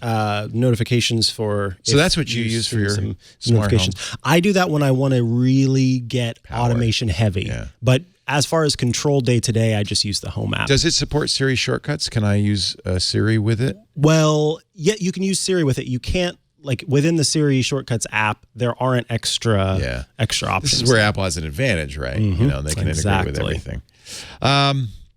Nice. Home Plus, $15. Plus. By the way, I am, I'm a kind of aspiring home automation guy, and I've never really been happy with the results. So I'm looking forward to Smarter Tech today, because I feel like I will learn kind of more how to use this stuff. Already I feel like I'm learning stuff. When Matthew came on last week, stuff like that. Yeah. So the best game, in my opinion, is a complete waste of time. Okay. Relaxing, mindless. You can watch TV while you're doing it. Okay, yes. That's the best, right? Yeah. You want a game? This is if you're looking for a game you can do while you're watching TV. I've got some choices for you. I've got Netflix on, and then I just want to sort of look away. Just something so you tap. So it turns out this is a whole category. I didn't know this. I discovered this 3 years ago. I showed you at the time. Maybe you forgot. I want to remind everybody. Universal Paperclips is the greatest game of all time. It is a silly, silly, dumb game from everybody's house. The premise of it is it's actually based on a kind of a thought experiment on artificial intelligence. What if you design an artificial intelligence to make paperclips, but you didn't tell it to stop? Oops. And the intelligence was self-learning, got better and better and better. And in fact, what happens is the intelligence would in fact turn everything in the universe into a paperclip. Oh my God. And then it would stop, including us. Wait, so it makes humans into paperclips too? I guess. That's spoiler alert. Oh, I'm so sorry. So you start, this is it. I mean, talk about simple. This is the dumbest game I can even imagine. This is press a button, make a paperclip. Okay? Mm-hmm. So you and at first you might say, well, boy, I'm so glad. I'm so glad I downloaded this game, Leo. Now, fortunately, it's free. There's no ads. There's no in-app purchases. But I am making paperclips. But what you'll see, but look, I made paperclips. I sold some paperclips, and I got some money. I'm gonna buy an auto clipper. Oh. Look, now I don't have to tap anymore. Oh, it's doing it on its own now. Well, wait a minute. It is. So the auto clipper, but notice I'm running out of wire, so occasionally I'm going to have to buy her some more wire. I also, if I can get $100 of selling these paper clips, I'll be able to get some marketing. Now, I can also control the price. This is actually, honestly, an economics lesson in a dumb game. By controlling the price, I can change the public demand, of course, lower price, higher demand, maybe even make more money faster. This game starts simple. You remember, John, when we started playing this? You remember this? This is about 3 years ago. In the end, well, I don't want to spoil it for you. Yeah. But it takes about, I would say, 10 hours to complete the game. But you can stop it. When you close the game, it stops, and you can go back to it. Oh, so it has to be open in order to make paper. Oh, yeah. It's not making paperclips till it's closed. It's only making paperclips. You have to commit. When you're actually tapping or doing. But actually, I got to say, it starts to evolve and gets faster and faster, and you need to mess with the parameters, and become more and more parameters. Eventually, you're developing artificial intelligences. It's actually a really... That sounds so much like... Well, you've been selling me on this game for quite a while. You haven't done it yet. Over the past few days. Wait, because it turns out I finished the game. I played it all the way through again in 10 hours. I finished the game a couple of days ago, and then I thought I could play this again, or I could find another game like it. And so I searched, and it turns out there's a name for this category. These are called idle clickers. Where basically you're idle and you're clicking. So I'm going to show you a couple of them. Now, this is one that's very much like the paperclip game. This is called Dark Room. Now, if you don't like dark mode, you're not going to like this. Basically, it's kind of like, it reminds me a little bit of the original text adventure, I was going to Colossal say, Cave. this reminded me of a text So adventure. I'm opening it up. I see text. It says, awake, head throbbing. The room is freezing. The voices say to survive. The room is cold. The fire is dead. The voices? I have only 2 buttons. Light fire. Oh, the fire is burning. The fire is burning. A ragged stranger stumbles through the door and collapses in the corner. Let's stoke the fire. Oh, good. The fire is roaring. The room is still cold, but I'm going to stoke it some more. The wood is running low. Oh, no. And I see another button, silent forest. I can gather some wood. Okay, I want this one. What's it called? This is called A Dark Room, and it is kind of like Colossal Cave. Now, I have to say, I haven't played very far in this one. I've played farther on my phone, but I haven't played very far in this one, so I don't know where it goes. But I have spoken to people who have raved about this, and I think this is probably the closest analog to the paperclip game. The paperclip game is an exercise in economics, and actually you'll learn a little bit about economics and artificial intelligence. This game, I don't know what we're going to learn. I don't know what. The room is warm, the fire is roaring, the stranger shivers and mumbles quietly. Her words are unintelligible. Oh, we know. Her breathing is calm because I've kept it. Oh, the room is too hot now. The room is hot. Should I? Fire. I'm not going to stoke the fire anymore. Can you go back to the silent forest and get more wood?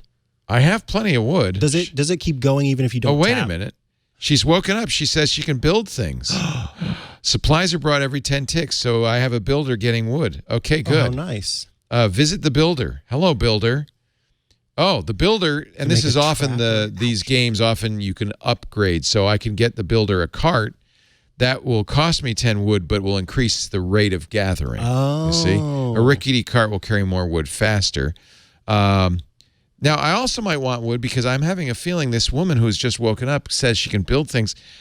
She can make traps to catch creatures. Is she the builder? She can make a cart. So I guess she's the builder, right? Yeah. Yeah. So let's go and see what else she can do. Let's build a trap. For food? I can buy it with 10 wood. Maybe I can have traps to catch creatures. Nice. So now, anyway, I won't go on and on and on, but this you could see is an evolving game. Yeah, I like this. What I like about these games is they're kind of a mystery. It unfolds. I also like it that it's graphically as simple as can be. Yes. This is not an arcade game. No. This is just you and the text. Yeah. So that's a dark room. That's a couple of bucks. Not expensive. It is $2. It's worth it. It's worth it. Now, I don't know about Dark Room, but Universal Paperclips is online. You can play on the web for free. Gotcha. So if you want to play for free, you can play it in your browser. I have to say, both these games, a lot of ingenuity and thought creating these games put into it, despite the appearance. Now I'm going to show you one that has a more attractive appearance. And honestly, but will it be as fun? Yeah, I don't know if it's as fun for me, but for some it will be. This is called Egg Incorporated. And in this game, you're a chicken farmer. Here's your little chicken farm. Oh, in Petaluma. It's in Petaluma. Tap button to make chickens. Wait, hold on. See, the chickens are coming out. How are you making them? Well, that's a lot of... We'll get to that later. Try using a few fingers. So I'm making a lot of chickens. They're going into the chicken coop. They're going to lay eggs. Is that the fastest you can tap? I think. Okay, that's rude. That's pretty fast. I know. It does talk back to you. I have played this game a little bit farther, but I just wanted to show you the beginning because I don't want to spoil it for anybody. More chickens produce eggs so you can make more money. How can they fit that many chickens in a coop? Well, that's what happens. The coop gets full pretty soon, and then we might want to upgrade the coop or build another hen house. I have to have this one too. This is fun. And eventually you're going to get better chickens. You're going to get more eggs. Wait, better chickens? You're going to build more silos to store grain. Do they have like bigger breasts or what's the deal? You're just going to have to figure that out. You're right. Don't spoil it. There are super eggs, though. I'm warning you. Super eggs? Yeah, I'm over 21. Thank you very much. Don't you worry. We can do some research. Maybe get some comfortable nests for those chickens. I love this. Some nutritional supplements, better incubators. And if you have excitable chickens, you get an egg value bonus for every chicken that's running. So let's get those chickens running. But what if I want free-range chickens? I've run out of eggs in the chicken coop. Oh. So that's something you're going to have to deal with. Now, this is a free game, but there are in-app purchases. And there is money involved. But I have found you don't have to buy things. They also do the thing that Candy Crush does. You can watch an ad and get, boosts and stuff. This is why I'm not as crazy about this game. Yeah, that made me sad. But you don't have to. You don't have to do it. Yeah, but they usually eventually sort of work the mechanics toward making it. Yeah, I would guess that's the case. This is a deep game, though. So, and as you can see, more graphical. Newspaper? Yeah. Oh, let's read the news. See, first of all, I got a gift. My daily gift: collect 48 eggs. I hatched 200 chickens, so I get some bucks for that. I'm out of henhouse space, so maybe I better upgrade. That's why you can't make any more. Yeah. Chickens. So I built a second, upgraded my henhouse. I can also build another henhouse. So let's build a shack. Nice. There we go. Now I got 2 chicken shacks. Let's make more chickens. Shacks. Let's make some chickens. Oh, by the way, we should read the newspaper, right? Egg science. Chicken exposed to certain cosmic rays exhibit unusual yet beneficial mutations in university experiments. Whoa, call down the aliens. So that gives me some ideas for some epic research I could do. Let's do the hold to hatch research. That means all I have to do is hold the button. Oh, how chickens nice. will hatch rapidly. Now, I have to say, as this evolves, it gets to be a lot more than just chickens. Oh, God. There was a little foreshadowing in that newspaper story, I just want to say. So, one of the things that makes these games, and is important to these games, is, you're not doing much. You're just kind of modifying parameters and things. But things happen that are interesting and gain your attention. So, that's kind of what you're looking for. Ooh, somebody just gave me a stack of cash. And make money faster with research. Oh, we knew this. Yeah, but no, so far, I haven't spent any money. Oh. That's the good news. I have a stack of cash to spend. You got a stack of cash? So you get the idea. It's really, this is it. Eventually, you'll get to build a better farm, better stuff, maybe add some silos to the mix. Oh, wow. There's a lot to do in this game. It's a little bit more elaborate. It's certainly graphically more complicated, and there's even music. But yes, there's in-app purchases, and you just have to decide how you feel about that. I'm going to play the heck out of this game. Yeah. No, I'm going to play the hen out of this game. I think all these games are interesting. By the way, this is not the end of the idle clickers, but I thought I'd show you 3. In fact, there's a story in the App Store called "What the Heck is an Idle Game?" Yeah, and it has several. There's quite a few in there, including Eggs Inc. Bitcoin Billionaire. Another very popular one is a space game. I didn't like it very much, but there's I can't remember the name of it. City. Yeah, so you see, this is a category. I didn't even know this was a category, idle clickers. They vary, and I have to say, nothing has yet achieved the charm of the Paperclip company. Except, really I don't know, that that story one looks like it. That looks, a lot of people rave over a dark room. This is probably it. Is it Space Plan? Yeah, Space Plan. Space Plan also Tap through the cosmos. Also rave reviews of Space Plan, and if you do like this category, you're going to definitely want to take a look. Well, it looks a lot like the Paperclip. I played Space Plan for a long time. I found it to be more demanding. Oh, this looks intense. Yeah, I think I couldn't watch TV and play So it's light on the idle. Yeah, idle it's a portion. clicker. Some people. It's a clicker. There's different tastes. Some people want more activity, want to be more busy. Some people will just want a simple. I just want to make some hens, man. The chicken game's fun. And by the way, you turn on notifications, and you'll start getting, as I have on my phone, notifications like your silos are empty. Oh my God. You might want to get in there. That reminds me of Farmville back in the day. Yeah, very much like it. That kind of gave me a little PTSD. So I don't know if I'm playing more of that game. Egg Incorporated, A Dark Room. You got to try Universal Paperclips. If you like that, then you might want to go in quest of others, and Space Plan, which is also very good. Well, those are idle clickers, and that is our show for today. That's the show. If you would like to get in touch, you can do so by sending us your questions at iOS today at twit.tv. That's iOS today at twit.tv. Send your text, your audio, your video, whatever, and we will check those out and answer them on the show. We love having you watch our show live. We do it 9 a.m. Pacific, noon Eastern every Tuesday. That's 1700 UTC. I guess still 1600 UTC. It will be 1700 in a little bit, about 3 weeks. Please tune in at twit.tv/live. There's video and audio, so you can watch or listen. You can also download versions of the show, audio or video, your choice, from our website, twit.tv/iOS. Best to subscribe in your favorite podcast application, because you don't want to miss one of these episodes. And, if you don't get to listen one week, you can stockpile them and catch up with us. We like that, too. iOS today. Thank you, everybody, for being here. What? I see there's a link we need to update. Instead of join us at the subreddit, join us at twit.community. Oh, it says subreddit there? Yeah. Yeah, that's kind of idle. We'll fix that up. Yeah, www.twit.community. It's our own. It's not on Reddit. It's got its own culture. And Micah's in there, I'm in there, Ant's in there, and I think I have to say, having a lot of fun with it. It's great. The people in there are fantastic. And so if you can't be in our chat room at irc.twit.tv, that's people who are watching live, take a look at the Twit community, www.twit.community. It's really a lot of fun in there. And that you can do anytime after the fact. Every time a new show is posted, as this will be in an hour or two, we put a new topic in there so you can, if you want to talk back to the show, it's a good place. Mike and I both see it there. Yeah. Thanks, everybody. We'll see you next time. iOS Today. Bye-bye.